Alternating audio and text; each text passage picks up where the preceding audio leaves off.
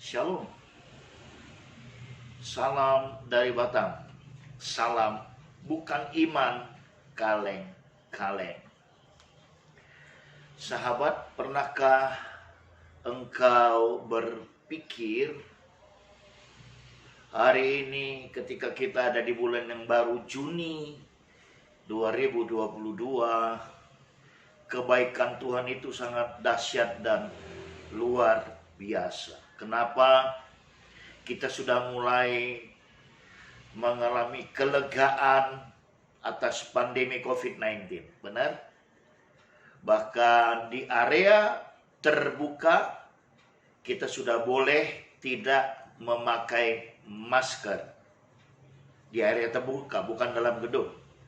Nah, yang berikutnya adalah, pernahkah kita pikirkan kenapa tahun 2022 sesudah pandemi COVID-19 kita memperingati Pentakosta diawali dengan sebuah peristiwa yang juga dahsyat menurut saya, secara khusus secara kebangsaan, itu adalah hari lahir Pancasila, 1 Juni. Kemarin saya menyimak berbagai sosmed, berbagai tempat, berbagai media.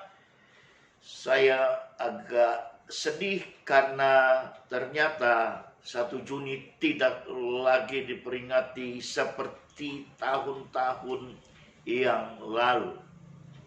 Tapi saya tetap bersyukur sama Tuhan. Karena apa? Karena pun demikian, saya bisa menarik sebuah benang merah untuk tahun ini 2022, yang kemudian saya beri tema kita hari ini dalam pertemuan kita. Temanya adalah double impact. Kenapa double impact? Ada sisi kebangsaan, ada sisi kerohanian.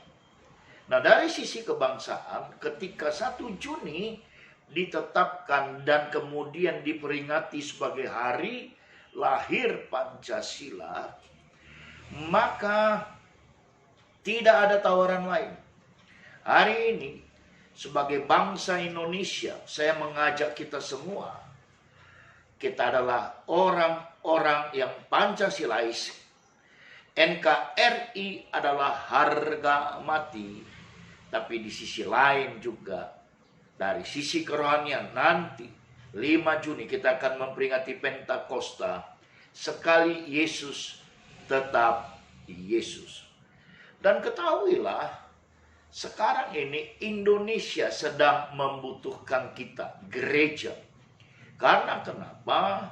Berkenaan dengan peringatan hari kelahiran Pancasila, saya mau kasih tahu ada banyak pihak, ada banyak anasir yang mencoba menggoyang, menggerogoti, bahkan kalau bisa menjatuhkan NKRI lewat para kadrun, lewat faham khilafah yang sontoloyo menurut saya. Dan itu hanya bisa dilawan oleh gereja lewat doa yang berkesinambungan. Catat, kita bukan harus angkat senjata, karena peperangan kita bukan melawan darah dan daging. Tapi demikian, Indonesia meletakkan harapan itu atas gereja, bahwasanya NKRI harga mati akan berdiri kokoh karena gereja yang terus berdoa dan gereja yang benar-benar Pancasilais. Kita harus sepakat dengan ini. Kita adalah Pancasila, yang setuju katakan amin. NKRI adalah harga mati, yang setuju katakan amin. Dan tentunya sekali Yesus, tetap Yesus. Sebagaimana para pejuang tanah air dulu, ketika mereka mempertahankan kedaulatan Republik Indonesia Mereka bertempur sampai titik darah penghabisan. Dan saya terlalu percaya sebenarnya itu diinspirasi oleh Alkitab. Ya, mungkin kita berkata itu perlu diselidiki lebih jauh dan lain sebagainya. Tapi para pejuang Republik Indonesia, siapapun dia, saya terlalu yakin di alam roh secara khusus mereka terinspirasi lewat kebenaran Alkitab. Demikian juga kita para gereja. Mari kita lawan segala paham-paham radikalisme, paham-paham khilafah, paham-paham kadrun yang coba menggerogoti kita lewat doa. Karena Alkitab berkata doa orang benar besar kuasanya.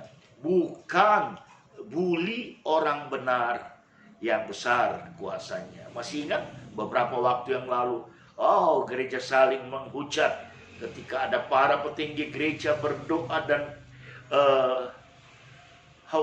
menerima bantuan daripada satu pribadi yang sangat-sangat dibenci oleh banyak orang di negara ini. Tapi saya bukan di situ poinnya. Poin saya adalah mari kita terus berdoa untuk NKRI harga mati. Dan saya terlalu yakin ketika dulu para pejuang berjuang sampai titik darah penghabisan, itu juga harus kita jadikan inspirasi untuk mempertahankan NKRI harga mati, karena itu datang dari Alkitab. Ini buktinya dari Mazmur 73 ayat 26. Sekalipun dagingku dan hatiku habis lenyap, gunung batuku dan bagianku tetaplah Allah selama-lamanya. You see? Bagaimana dengan kita gereja? Mari saya ajak, pastikan kau adalah gereja yang Pancasilais.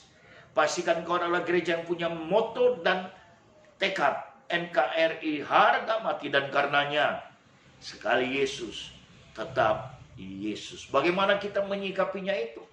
Berdoalah kepada Tuhan, minta, dan secara khusus ketika nanti Minggu 5 Juni 2022 kita memperingati Pentakosta, minta Roh Kudus itu melawat setiap kita. Kisah Rasul 1 ayat 8 berkata demikian. Tetapi kamu akan menerima kuasa kalau Roh Kudus turun ke atas kamu, dan kamu akan menjadi saksiku di Yerusalem dan di seluruh Yudea dan Samaria dan sampai ke ujung bumi. Dia berbicara kuasa, dunamos, yang dinamis. Mari dunamos itu ledakkan lewat doa-doa yang kita naikkan kepada Tuhan berkesinambungan. Saya terlalu percaya lewat doa-doa kita, Tuhan memberikan hikmat secara khusus kepada para aparat keamanan, TNI, Polri, BIN. Tuhan berikan hikmat untuk mengawal kedaulatan negara kesatuan Republik Indonesia harga mati. Maka banggalah engkau sebagai gereja, karena hari ini kita dibukakan sebuah rahasia yang dahsyat dan luar biasa. Sampai di sini dulu pertemuan kita. Biarlah Tuhan Yesus memberkati kita semua. Shalom.